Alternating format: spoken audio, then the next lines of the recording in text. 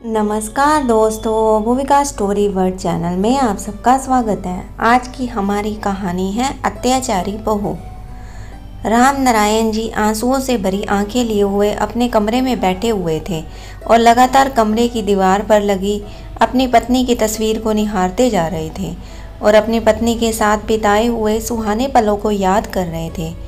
उनकी आंखों से लगातार अश्रुधारा बहे जा रही थी। पत्नी के जाने के बाद उन्हें अपना जीवन जैसे बहुत बड़ा बोझ लग रहा था। आज सुबह से ही राम नारायण जी की हालत खराब थी। उनके पेट में अचानक दर्द शुरू हुआ और उन्हें उल्टियाँ होनी शुरू हो गई। शायद बासी खाना खाने के कारण उन्हें एसिडिटी हो गई थी। आज उनका बेटा समर भी जल्दी ऑफिस चला गया था। राम नारायण जी ने अपनी बहू को कहा, बहू जरा समर को फ़ोन लगाकर घर बुलाना, मेरी हालत कुछ ज़्यादा ही ख़राब लग रही है। शरीर में जैसे जान ही नहीं रही। राम नारायण जी के इतना कहने की देर थी कि बहू तो जैसे उन पर चिल्लाने को तैयार थी।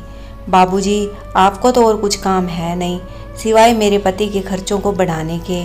ऑफिस गए हैं वो, और आपके लिए ऑफिस छोड़कर तो नहीं आ सकते ना। कितनी बार कहा है, जितना खाना पचे उतना ही खाया करो। खाने में तो आप किसी चीज़ का परहेज करते नहीं, सारा दिन मुंह चलता रहता है। आपका बुढ़ापे में जीभ पर काबू नहीं रखोगे तो उल्टियां ही करोगे। बहू की जली कटी बातें सुनकर राम नारायण जी चुप करके वापस अपने कमरे में बैठ गए। बैठे बैठे उन्हें याद आया कि जब भी उनका पेट खराब होता था या कभी उल्टी होती थी तो उनकी पत्नी कमला उन्हें पानी में नींबू और काला नमक का शरबत बनाकर दिया करती थी, जिसे पीकर उन्हें राहत मिल जाती थी। शरबत बनाने के लिए राम नारायण जी ने अपनी पोती रिंकी को आवाज़ दी और थोड़ा सा नींबू पानी बनाने के लिए कहा। रिंकी ने ही दादाजी के लिए नींबू पानी बनाया और दादाजी को दे दिया।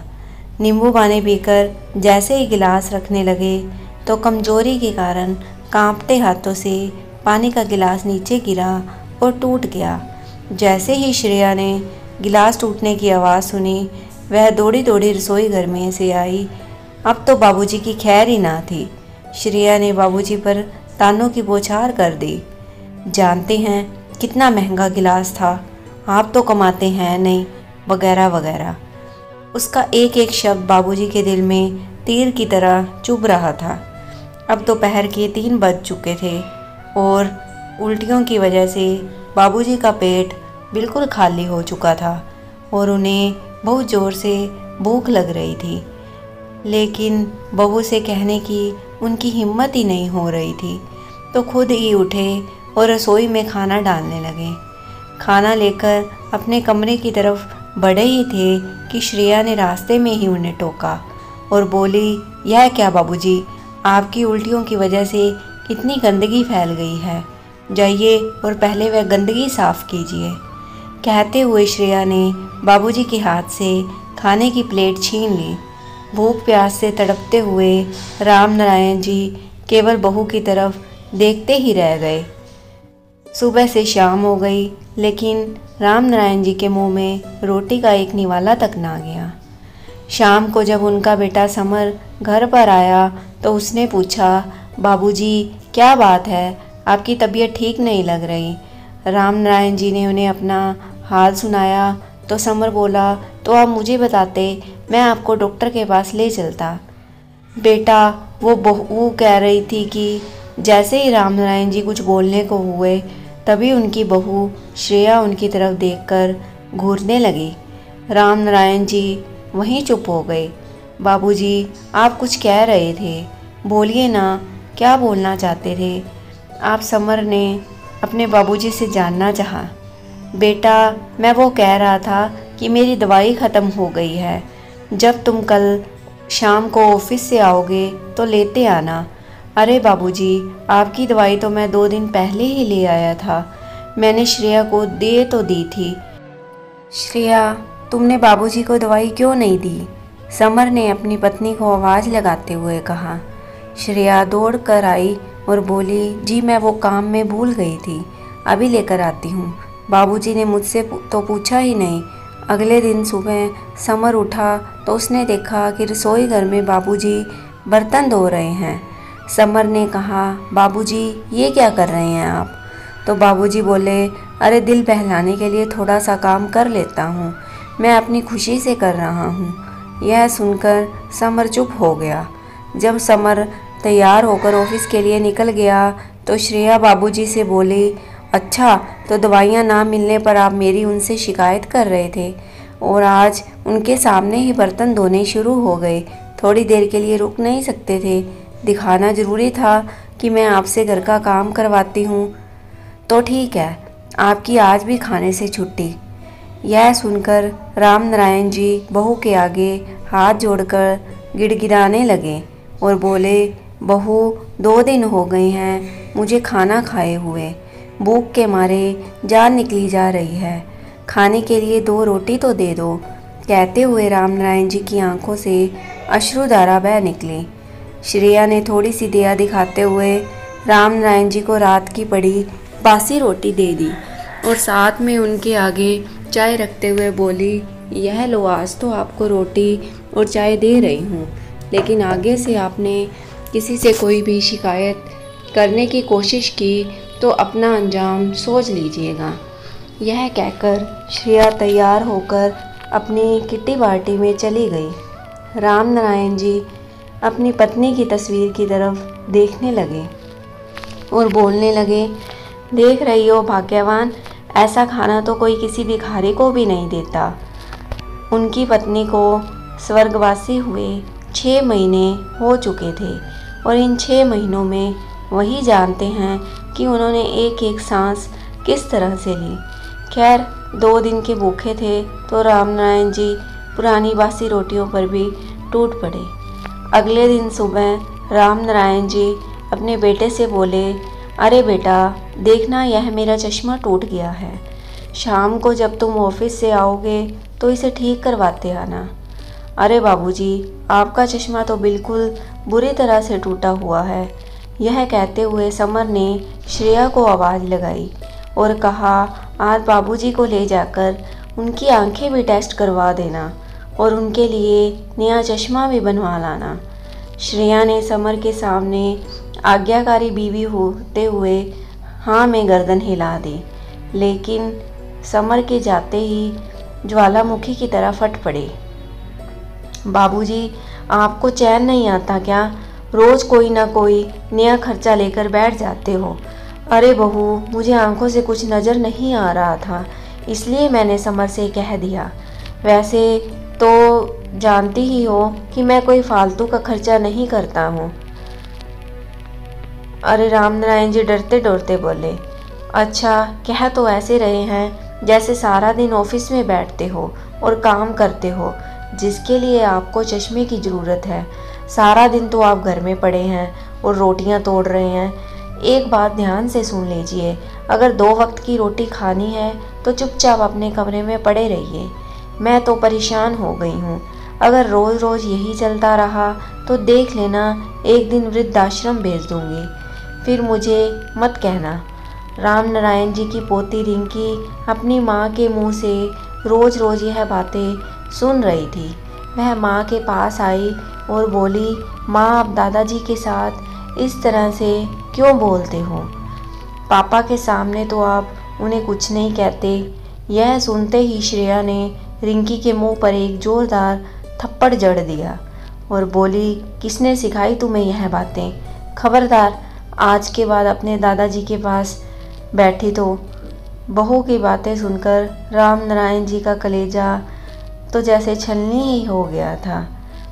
रोज़ रोज़ की इस जिल्लत भरी ज़िंदगी से राम नारायण जी की सहनशीलता जवाब देने लगी थी। वे अपने बेटे को सब कुछ बता देना चाहते थे, लेकिन केवल यही सोचकर चुप कर जाते थे कि वे अपने घर में झगड़े का कारण नहीं बनना चाहते और बेटे बहू का परिवार नहीं तोड़ना चाहते। राम नारायण जी बहुत सोच विचार में डूब चुके थे। क्या करूं, किससे कहूं, इन सब बातों का जवाब वह नहीं ढूंढ पा रहे थे। वे जानते थे कि अगर उन्होंने बेटे को सारी बात बताई तो वह बहू को नहीं छोड़ेगा।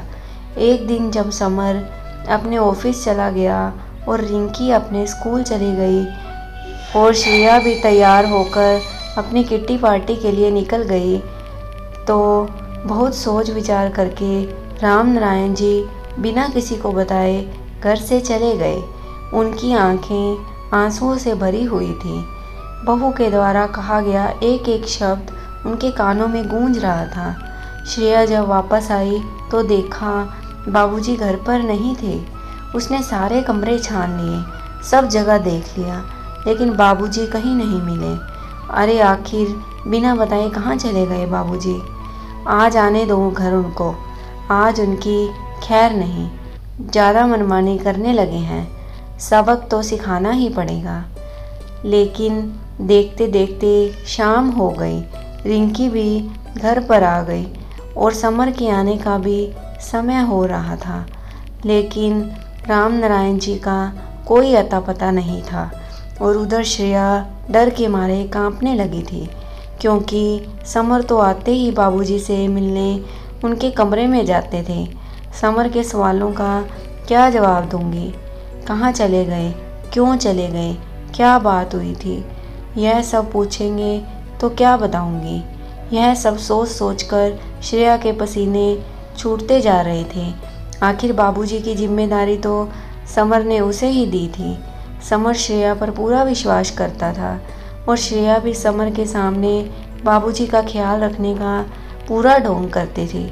लेकिन उसे श्रेया की असलियत का पता नहीं था। पर आज पोल खुलने वाली थी।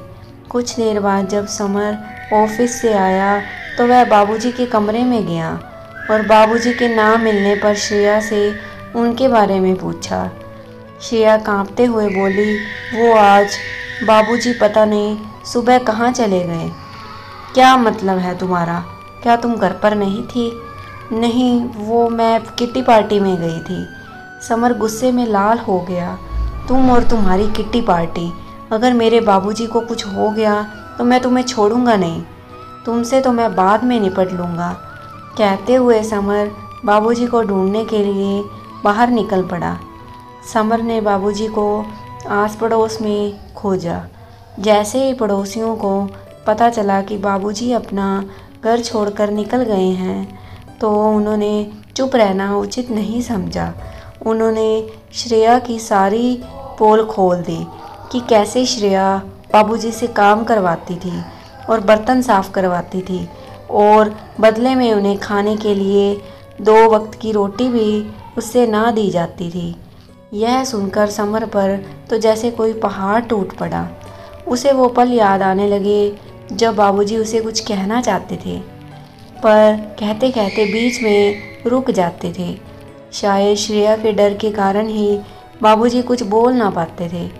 कितना अनजान और कितना लापरवाह था मैं, जो मैंने श्रेया पर आंख बंद करके विश्वास किया और अपने बाबूजी की भावनाओं को समझ ना सका।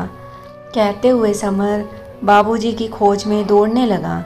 अचानक उसे ख्याल आया कि बाबूजी अपने गांव जाने के लिए निकले होंगे और हो ना हो वह रेलवे स्टेशन पर ही मिलेंगे।